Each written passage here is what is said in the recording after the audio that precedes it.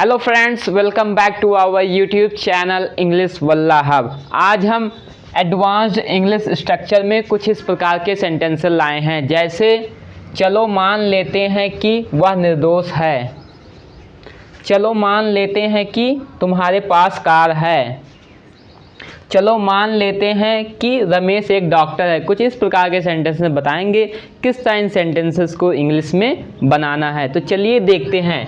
इस प्रकार के सेंटेंसेस को बनाने के लिए हमें लेट्स अज्यूम दैट का यूज करना है, या लेट्स से दैट, या फिर लेट्स सपोज दैट, यानी हम तीनों में से किसी का यूज कर सकते हैं इस प्रकार के सेंटेंसेस बनाने के लिए।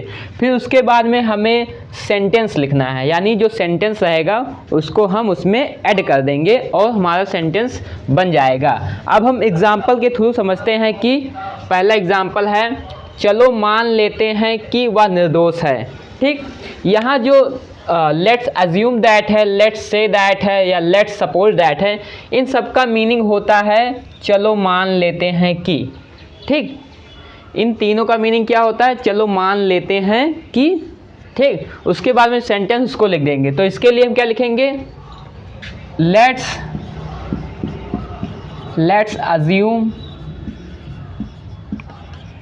अज्यूम दैट, चलो मान लेते हैं कि वह निर्दोष है। He is innocent, he is innocent.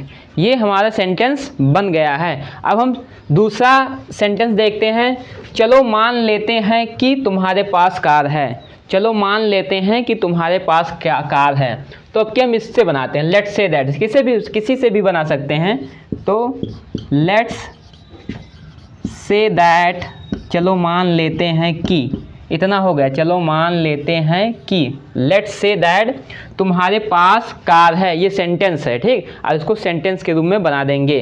तो तुम्हारे पास कार है, यू हैव, ठीक, a car, you have a car.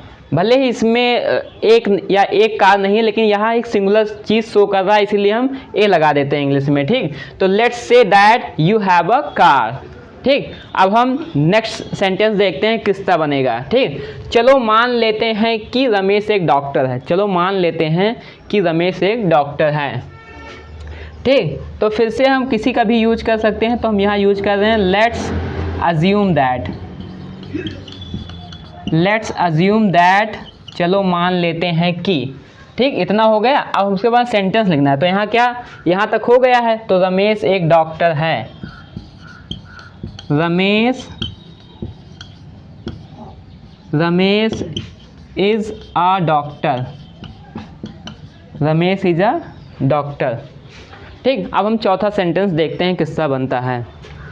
चलो मान लेते हैं कि तुम मेरे खिलाफ हो। ठीक, चलो मान लेते हैं कि तुम मेरे खिलाफ हो।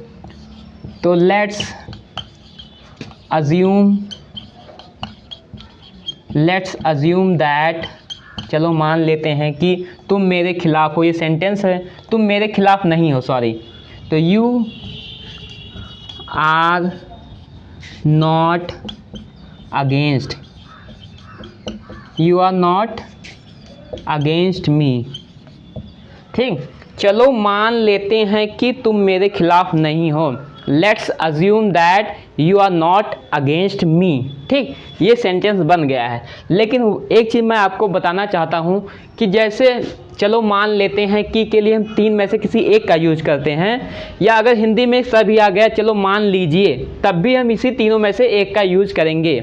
और साथ ही साथ मैं ये भी बताना चाहता हूँ कि बहुत सारे जो स्पीकर होते हैं, यानी बहुत सारे इंग्लिश स्पीकर होते हैं, वो अधिकतर लेट्स अज्यूम दैट का यूज करते हैं। तो मैं चाहता हूँ कि आप भी अधिकतर लेट्स अज्यूम दैट का यूज करिए और इंग्लिश बोलिए।